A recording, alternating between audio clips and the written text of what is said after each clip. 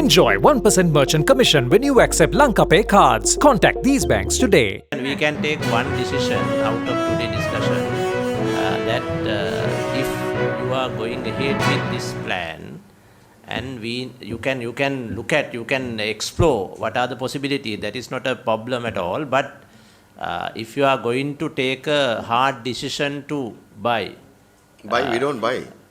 Buy not the lease, hire or lease, whatever that term that you call that a lease, then you need to Coop need to go through it as well, because end of the day this whole financing issue will come after your board, after we are sitting here. Is still that issue will be continuing, no? The Committee on Public Enterprise yesterday told the top management of SriLankan Airlines to defer for 3 months its plans to lease 21 aircraft. Committee Chairman MP Charatha Hayrath said given the prevailing economic situation, the entire process should be reviewed, and the procurement process needs closer scrutiny. Hayrath recommended that a procurement guideline be prepared and submitted to the Cabinet through the subject minister for approval.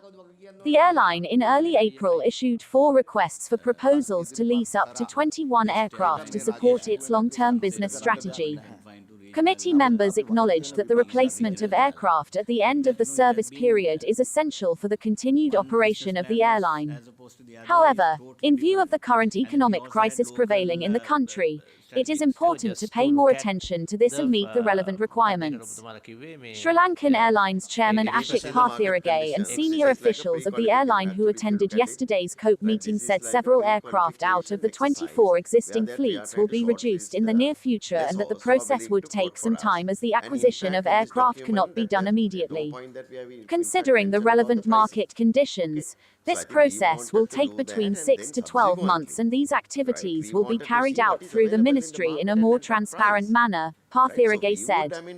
Sri Lankan Airlines chairman further pointed out that in the face of the current challenging situation, a large number of staff cuts had to be made and the salaries of the employees had to be reduced. This is like a pre-qualification. Actually, if you look at it, right, this is like a pre-qualification exercise where that we are trying to shortlist the lessors who are willing to quote for us. And in fact, in this document, that there's no point that we have in fact mentioned about the pricing. Okay, so I think we wanted to do that, and then subsequently, right, we wanted to see what is available in the market and at what price. Right, so we would, finally would, make a decision if the timing is good to purchase and all that, over a period of time. So if when we prepared this, that's what we explained to them. This was a process, right? And we were not thinking that the country would come to this level of, difficulty, and, the entire system is almost like bankrupt, right? So we were not aware about all that, when we planned this. But having said that, you also must understand, as a responsible board, we also have to keep the airline going. We can't, we don't need to be seen at some point that the board has not taken a decision to replace some of the aircraft which are going out. Because this is a process. We can't go to market today and get a lease aircraft, right? Probably this would take about 6 to 1 year, right, even for us to procure the first aircraft. These are not purchases. Then the cabinet should also know that you are having this issue because some planes will be going out. Correct. Then as a board, you have to take some decisions. You are taking that decisions according to the requirements. But I also can give assurance, Honorable Chairman, Yeah. that we are very mindful about the situation. Yeah. And we would not act in an irresponsible manner. Right. We know your concern very well, right? We know Because, all the members' concern. So we would definitely, right, although we go through this process, at any point if we are going to make a decision, we would take that discussion with the concurrence of the ministry and let the ministry inform COP also. No, that also fine, but we just need to, like as the parliament, as I told you, the public finance authority of the country is with the parliament. So we are mindful and we are very concerned on what is going on. This actually 4 institutions. One is SriLankan Airlines. There are 4 main burden, like to the state, like at the moment. So now it is good that you are making profits. We don't know what rates that we would get after declaring this bankruptcy. But all this was planned before that. And even the notice of tender, I'm not aware about the tender because this is a large organization of 7,000 people. We made the decision that has gone to the people, And I was not aware that on the 12th the government is going to declare bankruptcy, right? I mean, although that you were aware. So we did not have all those information, so this went to the press. But if we had known the situation was so bad, I can guarantee you we wouldn't have gone ahead with. This particular step is only a call for credentials of lessors. There is no reference to pricing, sir, in this situation. I'm just recapping what I explained earlier. Yeah, that you It's want? called a notice for... I also got one, like, if you want, okay. It's a notice for procurement, honourable member. And it's the very first step to weed out serious or identify serious lessors in the market who have authorization from manufacturers and from sellers.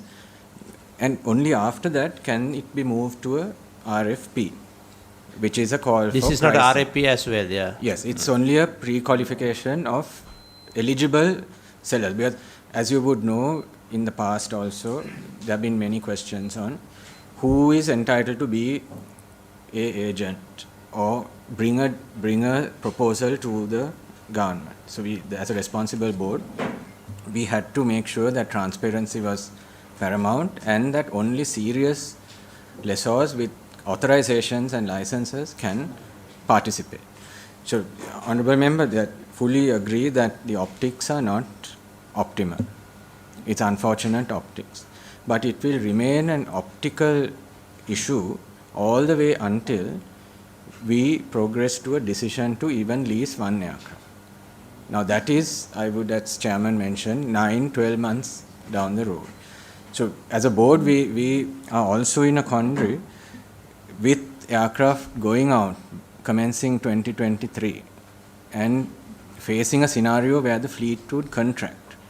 Add to that, under the current situation, let's say there are engine faults, whatever, some operational headroom is also reducing.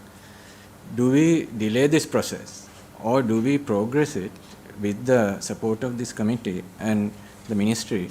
We progress it up to the point of making any serious commitment. Sorry.